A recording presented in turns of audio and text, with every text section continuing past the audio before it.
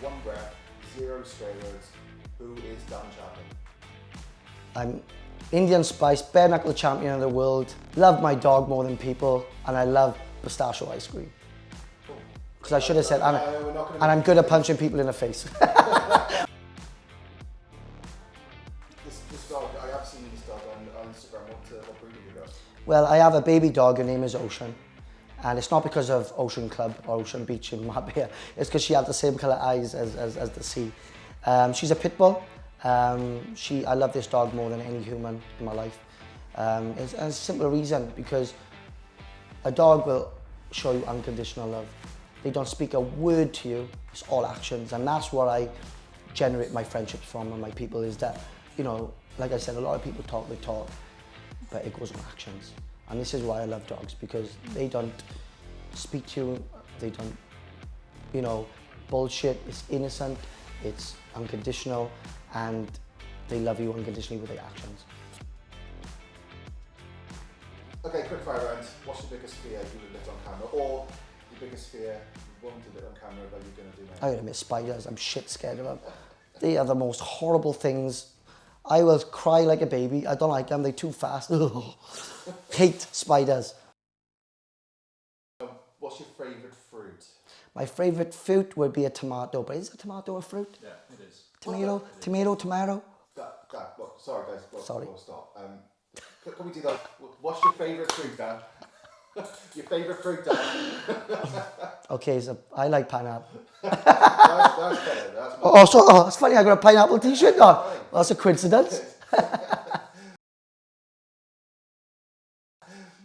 Who wins in a bare knuckle fight? Conor McGregor on espresso or Tyson Fury after a Sunday roast? I like to see Conor McGregor after espresso. He's a wild man. Wild man. I hope we get to see him again. Wherever, regardless whether that's in UFC, PFL, or bare knuckle. I think he wants to come back, but again, these are conversations he needs to have with himself to see what's next for Conor McGregor. He's my boss, so I'm trying to motivate him with my videos every day. He likes my posts all the time, so I can't complain. He's a good boss to me. Most regrettable haircut in Fight Week history? Oh, do you know what? It was a pro and a plus. Pro and a plus, a negative and a positive, I mean.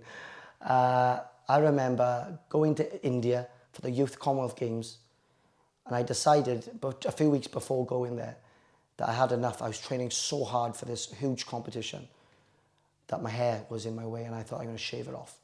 So I shaved it all off. I looked about 9 years of age at the age of 17. And a good job I had my pretty blue eyes, otherwise I look like a criminal. But do you know what? That made me win a Youth Commonwealth gold that time. I felt hard, I felt strong, I felt fit. I had no worries, I didn't have to think about anything, I just thought I was the man with my baldy. Last song that made you shadow box in the kitchen? Do you know what? Ooh. I like Dizzy Rascal has come back out with some bangers. Old school, garage hip hop. Dizzy Rascal's the man. We love him. That was your era, is it? The UK garage? It was, but he brought out a song right now that resonates so well. I put it on my stories, and it's called like The King. It's like the champ, and it's like it just made me really want to punch someone in the face really hard. So is that your entry song, do you think? No, I've actually got a rapper from Wales who always does my music when I walk out. And when I had the big fight in Marbella, he invented me the best ever song. He said, "Alexa, who's Dan Chapman? Indian Spice." And it was, in the beginning I was like, oh, that's cringy, right? But when it was 5,000 people there in the stadium with Conor McGregor, all the superstars, it was banging. Everybody loved it. Everybody was singing the song. So I'm going to use that song forever now. So is that where Indian Spice comes from, or was it? No, I've always had that nickname. I have a bit of laugh because when you go to the world of bare knuckle boxing, you know, it's known as a dark-blooded sport. And everybody calls themselves like the Destroyer. They got tattoos everywhere. They got dysfunction faces. And I go there, little Bangladesh Indian boy with my little pretty blue eyes. And I'm nice to everyone. But when I'm in that ring, I'm not nice. So you can have that persona, being Mr. Tough Guy. But when you're in there with me, it's a different level. I'm going to show you, you can be as tough as you like, but tough only gets you to a certain level. There's levels to the sport. Boxing is a skill. If you haven't put the work in, being tough doesn't go past 30 seconds. How much analysis of other fighters do you do when you in the lead up to a fight? Are you playing to your strengths, or do you also have a degree of playing to their weakness? For me, I'm very strict coach. So I like to have fun, but I'm the bad cop when I'm a coach. And it's not because I want to be a dickhead and etc. I know how dangerous boxing is. And I know that only the 1% stick to boxing. So over the years I was boxing, I became a champion because I was the 1%, because everybody else quit. Everybody quits boxing. It's that simple. And the ones who don't, they become a champion. It is that simple. And that's the attitude that I have with everybody. I make it fun. I make it a teaching environment. But no one can challenge me on my structure of the class or the teaching, because this is the only way. With the fundamentals, with the basics, it's the only way. After that, then I give my experience on being more adaptable. But before that, routine. Build solid routine and healthy habits. Again, how do you become authentic in that environment? That is the coach to teach the fighter, because usually, like I said, children, they don't know how to be authentic because they just do anything to fit in. I'm telling them, you can be different. Being different is good. Being different, you will stand out. Being different means you will attract the right people towards you because they are similarities that you have. The old saying is, birds of a feather flock together. And for me, that's why it's really important that the element that I bring with my coaching and my fighting is, you know, that positivity, but real structure, real discipline. So let's go back to current life. Are you live in Marbella now? Yes. How long have you been there? I've been there 4 years, and I'm going to break some real amazing news that not even Sean knows, not even you guys know. I haven't really spoke to anybody about this right now, so you're going to hear it here first. I've had a huge opportunity to work with an amazing guy, Ivan, in Bali. Now, he's going to open the first ever boxing gym in Bali amongst all the top gyms out there. We're going to be coaching professionals. We're going to bring the youth off the streets. We're working with kids, you know, who've come from zero backgrounds, children literally off the streets. And I had the privilege of him reaching out to me and saying, Dan, we want you. We love you. We've been watching you for 4 years. I didn't even follow this guy back. I didn't know who he was. I thought it was a little bit creepy at first when someone's been watching you for 4 years. But the way his vision and his ideas that what he wanted to bring to Bali was absolutely incredible. I was swept off my feet with this offer. And it's the first time since being in this game that someone has the same vision that I always wanted to do. And the opportunity he's given me is a very successful man. He is opening this as a hobby, believe it or not. He's very successful. He's got 8 to 9 huge businesses in Bali. And it's a privilege just to be part on something that's going to be truly great.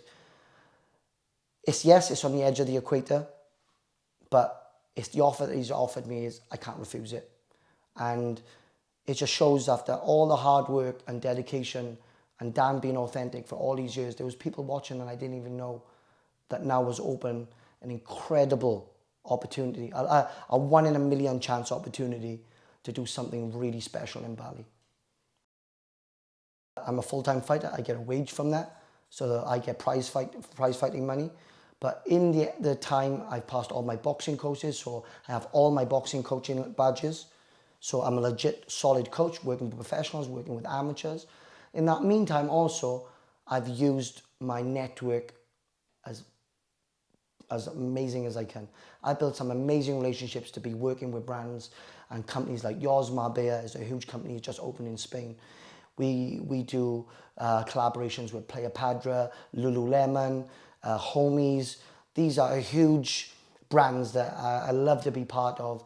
And I don't have to do it because I earn my money through fighting, but I love networking. I love being around positive, strong, passionate, successful business people, because they are things that I can learn from. Because my life is also, I have a life that's going to happen after boxing. And this is something that I'm going to really talk about. This is why we're here today, is that in the meantime of working really hard, I'm back as a full-time athlete. So now I have a few sponsorships that's helping me become a better version of myself in the gym. But in that meantime, there's a sacrifice to that. So I have to cut my work, so I'm earning half of the money that I used to now. But the privilege is to be back a full-time athlete. But now it's giving me freedom. So I have a manager, we have Angel Management, sports management, and now I manage over 15 fighters. We manage footballers, we manage golfers, rugby players. So I'm the head of boxing, so I manage that. So I give all my experience to that. And then obviously we take commission of every time they fight and build big purses. And with the networks that I have and the sponsorship that I have, then I get everybody involved in that. So it becomes a massive hub. So we're a community. Now in the meantime, in that time, we have then built an amazing relationship. I never thought that crypto could be something that I wanted to step my toe into, because I have zero idea about that. It's another world, and you've got to have experience. And again, from using my network, there are people that I have amazing relationships with that are now teaching me how to invest money from my fighting. From using my network, there are people that I have amazing relationships with that are now teaching me how to invest money from my fighting. You know, what are your investment thoughts for the future? Of course, for me is I can't leave my money in the bank. If I leave my money in the bank, my money's just going to keep getting less and less. So, you know, my team around me is advising me to, Dan, what are we going to do to invest your money to help you have a greater future after boxing? So we started off with a management company. I've started off building my relationships with fantastic sponsorships. And then obviously the crypto world was another way of learning how to invest my money. So regards to that, I have an amazing friendship with a guy called Sean and his team. And the company is called PAPPLE, which I'm happy to be part of now. And I am using their knowledge, and they are teaching me how to invest my money and how to channel it, and they are passing all their years and 15 to 20 years of experience with their peers and with their team to understand how you can do crypto safely. So Dan, tell me something. You seem to have a high level of empathy and you have a real can-do attitude, but can you tell me, or can you tell kids on the street or kids who were you growing up, where does that come from? How do you go from that to where you are? Where do you get that belief from? Is it the sport? Is it just your attitude? Is it your upbringing? Where does that self-belief and that confidence in and that level of empathy come from? Do you know, I think it's when we grow up, I'm from a 90s generation, so when I was younger, we would dare walk past the street and see an older person without saying hello, good morning. You know, when you go back to old school manners and principles, these days it's gone. And for me, when it's been in you, you know, that's what made me such a social person, is to listen and talk and have real conversations. You know, I wasn't a materialistic kid because I never had nothing growing up. So for me it was, you know, being raw, being real, being happy, being positive in the worst environments. But my attitude was, you know, I knew what was right and I knew what was wrong. I was never really peer pressured from a young age because I knew who I was. I was quite authentic from a young age, and that is due to me not having role models in my life. So when I was making decisions, whether it was the right decision or the wrong decision, then I would learn my lessons on the way. So if I made a mistake, I'd try my best. I hope that mistake would never happen again. And growing up then, also not understanding, even though I didn't have anything, I didn't want to fit in like everybody else. You know, in school, you've got to look at in school, and we go back to our school time in comprehensive. You had categories in school. You had the cool gang, you had the geek gang, you had the Pakistani gang, you had the goth gang. Everybody was categorized, and wherever category you was in, you were stuck with that for the next 5 years of the cycle. But I didn't. I used to jump from groups to groups because I didn't fit in. I used to have fun with these guys, I'd have fun with that guys. I was a bit of a lone ranger, to be honest with you. And when I was young, I did question a few things when I was young. I was like, why am I not really fitting into a category? And so your strength is not being part of the crowd? Yeah. And I was confident with that, with a guy who had the most horrendous childhood, being brought up through drugs, alcohol. I didn't have nice clothes. I didn't have anybody educating me, doing my homework with me. I was left to do what I want, and that's not usually a good thing, because when you're a child, you need structure, you need guidance, you need good daily habits, and I think that's when my life changed. I was in and out of foster care from the age of 3 all the way up to the age of 14, and I went to a good foster home. And when I went to this good foster home, I was a broken child. So at that time, I realized in my life, so I wasn't 14, I was 11, sorry. And in that time, I still had attachments to my mum. So for me, my mum went to prison for a few years. And I thought in that time that my mum was going to get better, because when she's in prison, there's no drugs, there's no alcohol, she's clean. So again, as a young child, I had to, understand this, and I could really think, oh, my mum's going to get better. And even though what I went through, I still understood that was my mum, she's my blood, and it was a chance of her, maybe me having a figure in my life who was going to look after me and give me at least bare minimum, So in that time, my mum came out the first day she got released to jail, she phoned me on drugs and alcohol. And that was the moment when I was broken. So that was the moment where I thought, no, I got to cut out anything that is toxic in my life right now. And the foster home that I went to, this was the first home where this is the first time someone loved me like their own child. But they were loving me, but I couldn't love them back because I was still attached to my mum. But when that happened, I was on the phone to my mum. She phoned me drugs and alcohol, and I said to my foster mum, I hung the phone up that day. And I said to my foster mum, I said, this is the day where you become my parents. And the most important part of that was they respected my decision. So they could have said, oh, no, she's going to get better. And it wasn't. They said, Dan, if that's the choice you want to make, we back you. So that's when all the traumas and all the things that I needed to face, I was finally in a good place where I could face that because I was in the right place. And that's when my life changed. So even all the things that I went through, I was in a good place to go through that. And for me is that, and when someone goes through that, the only thing that I needed was love. So in that time, they learned me to wash my face, they learned me to eat my food, I had my first ever holiday with them. And that's when they taught me about old school principles and manners. So I remember I used to have £11 pocket money every week, right? So I used to have the little garden gnome money boxes. So when you put the money in there, you couldn't get it out, you had to break it. Do you remember? So she said, you have £11, you put £6 in there, and you got £5 to yourself.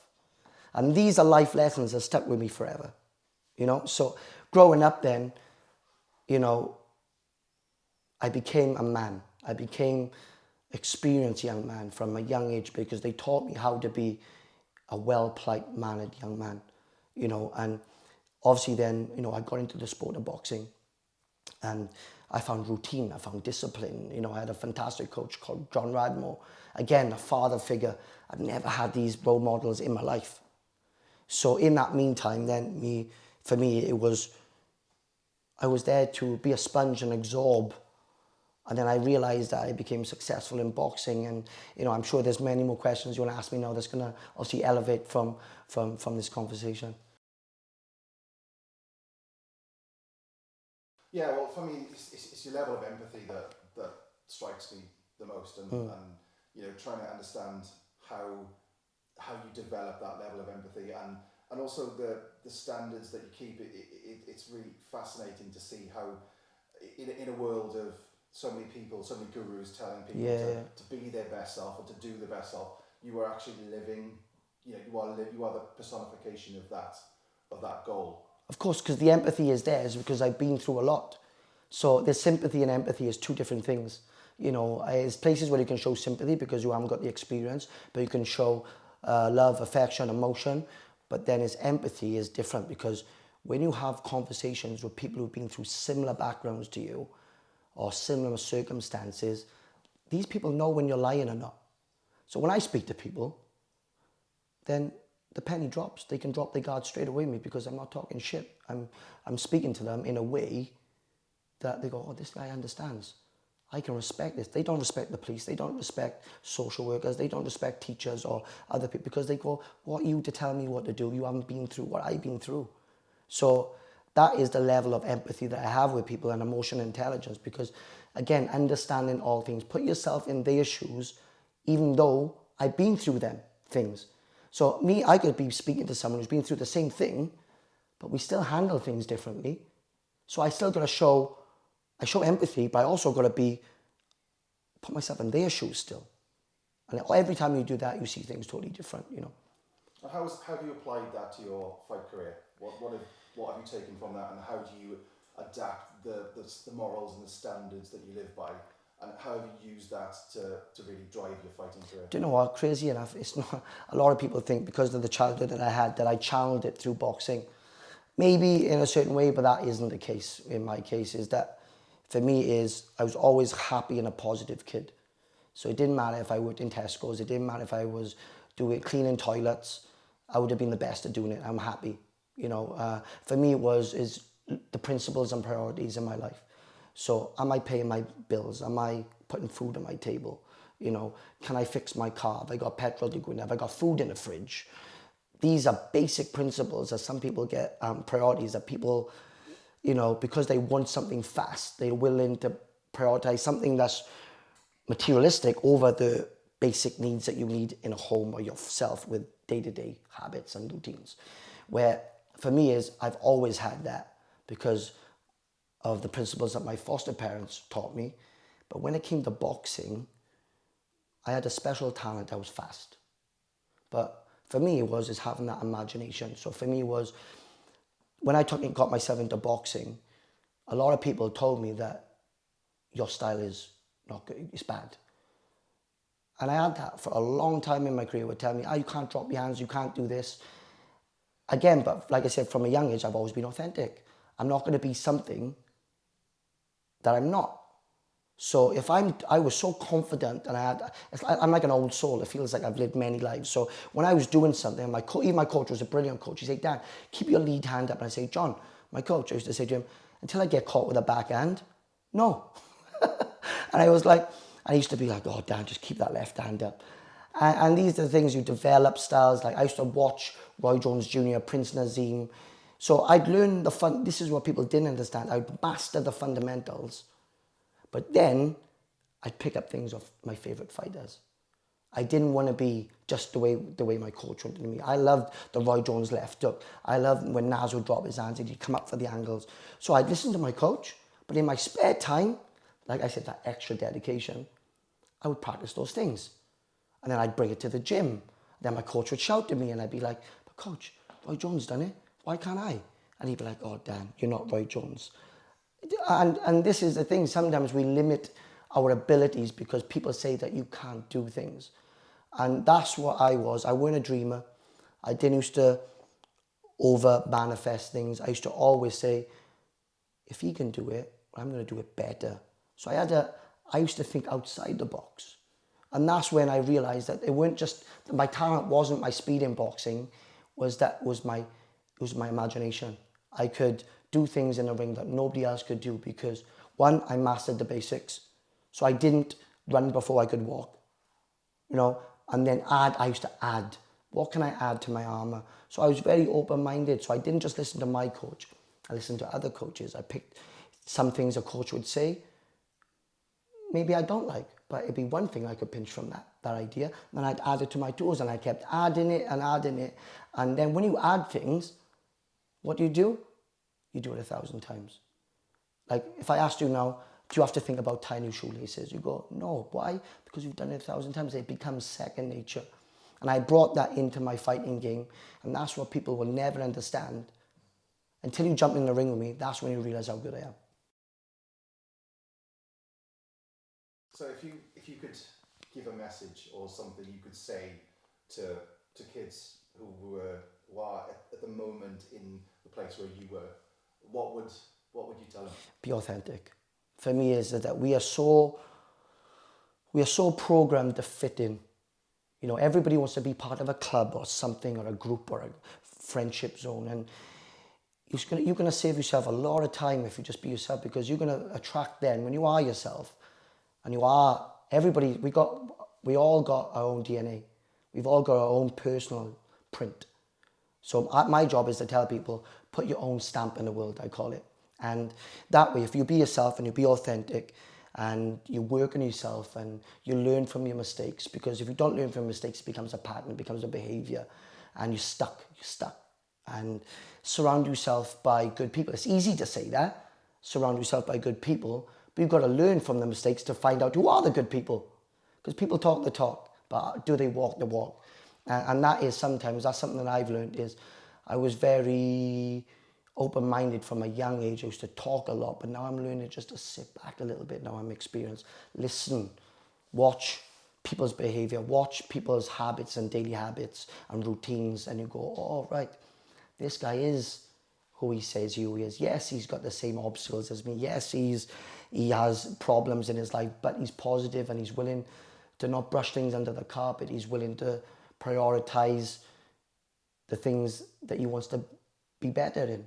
And that is something that I feel, I don't really speak about this often, is that, because not everybody's in that same position, is that when I go to sleep really easy, because tomorrow I know is going to bring me a new problem.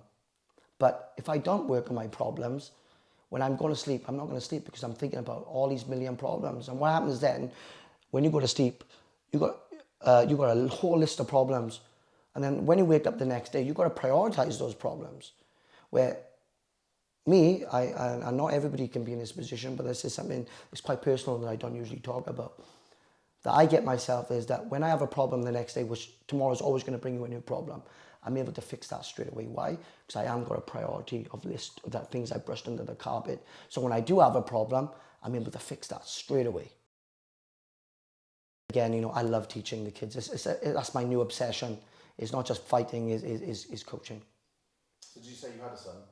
I don't have a son. You don't? No, I don't have children yet. You sound like you'd make a really good dad. I'd love to be a good dad, because there's time to be a dad and there's time to be a role model, and I love to be that. You know, there's discipline, there's understanding, there's teaching independence. I think when this is again a big problem in our society, is when families have been through hardships when they were young, then they over love their children and spoil their children because they don't want them to go through what they had, or they just want them to have a better life. But we forget, you know, you still need to bring discipline. You need to still have good habits and routines, you know.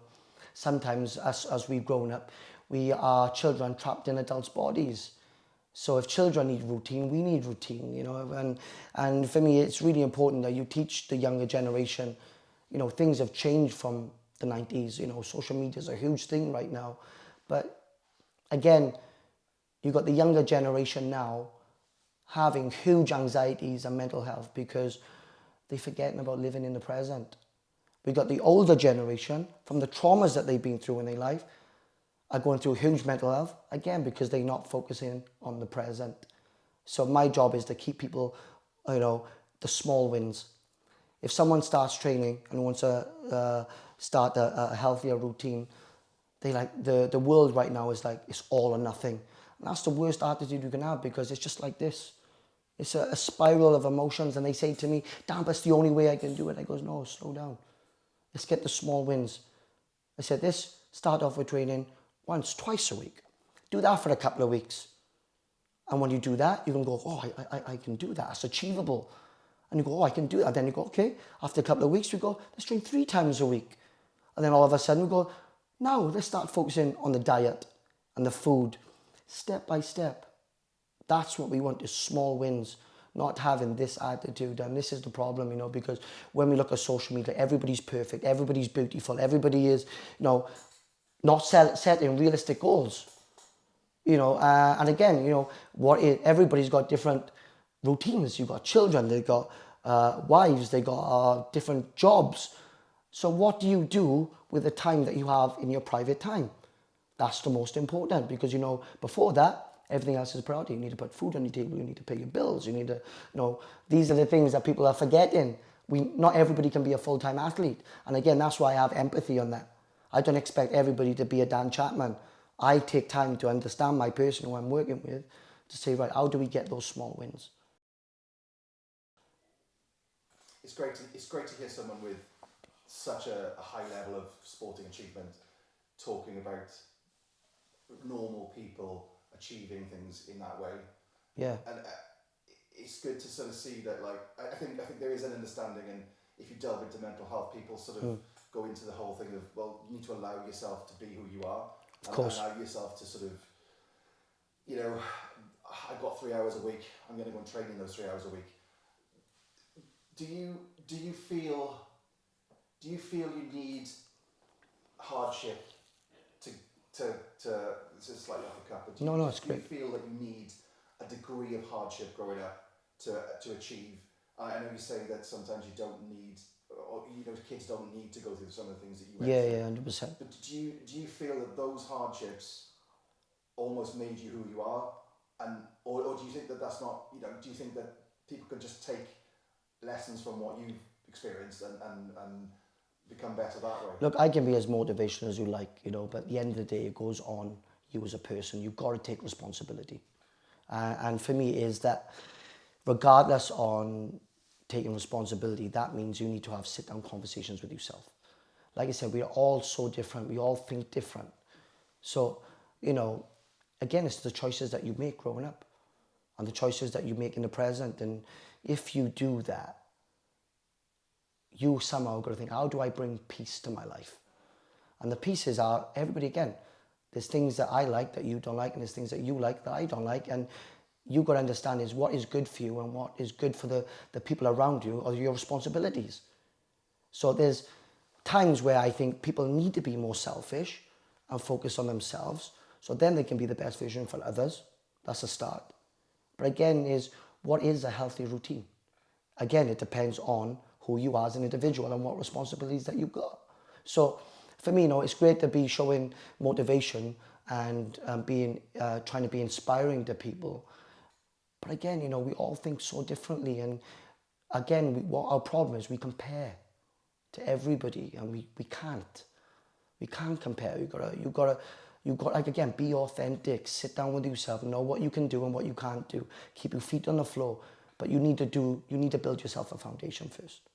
And for me, is when you build a foundation first, then the other doors happen. Then you get more freedom to do the things that you want to do.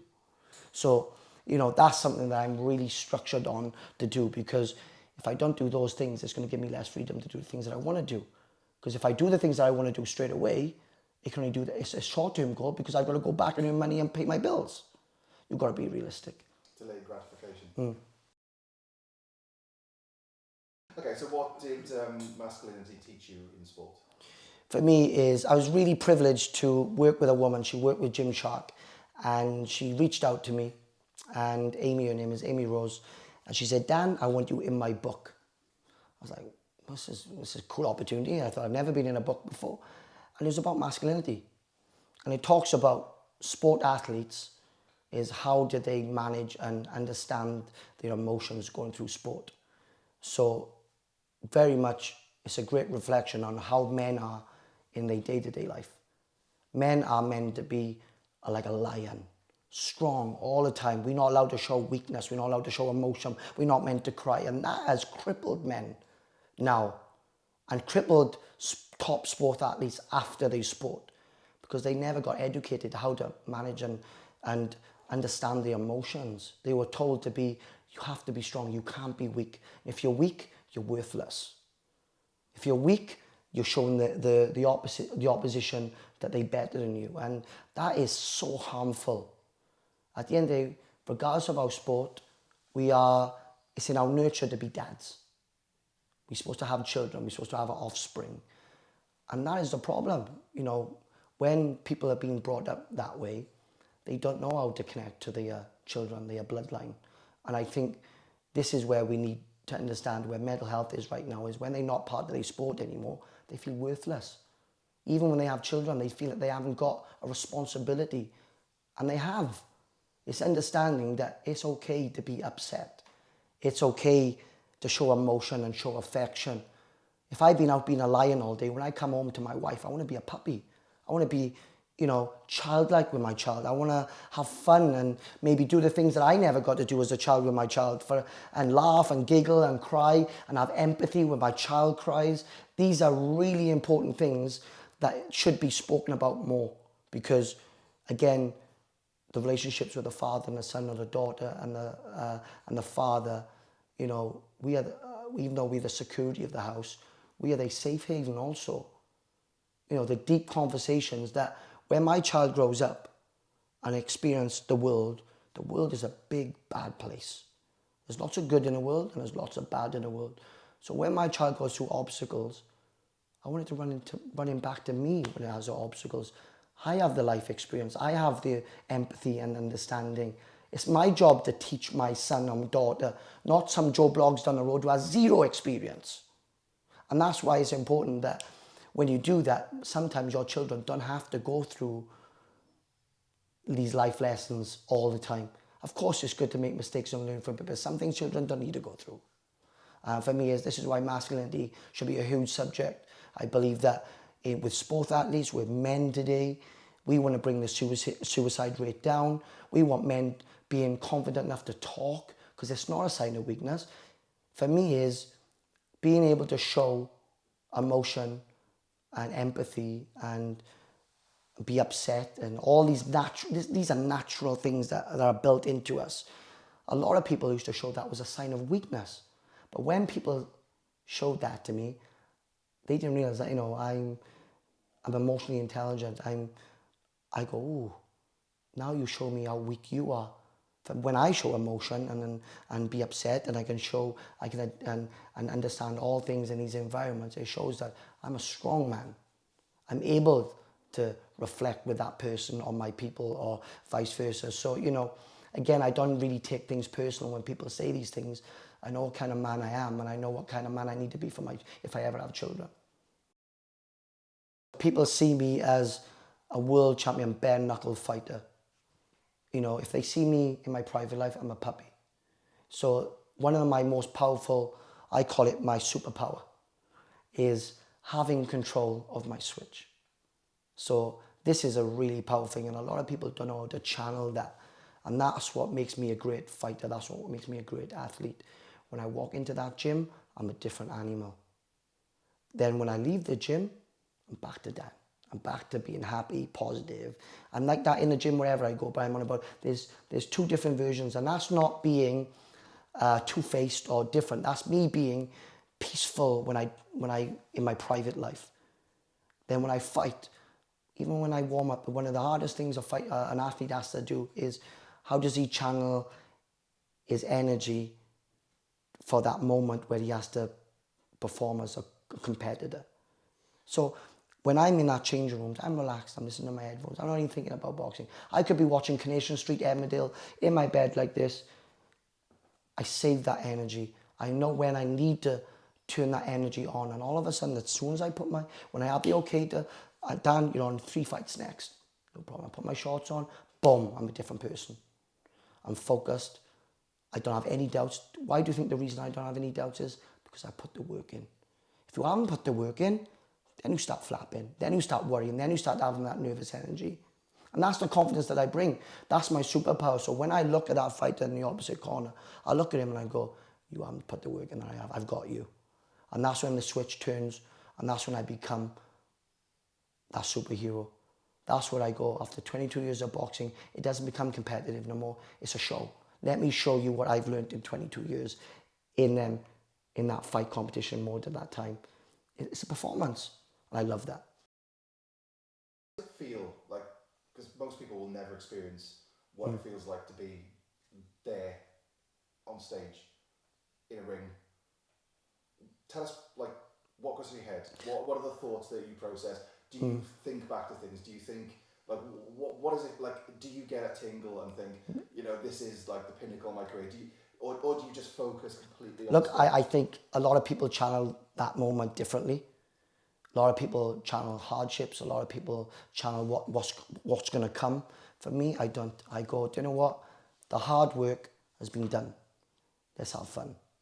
Let's enjoy myself. Because if the moment I stop enjoying boxing, that's the moment I will stop.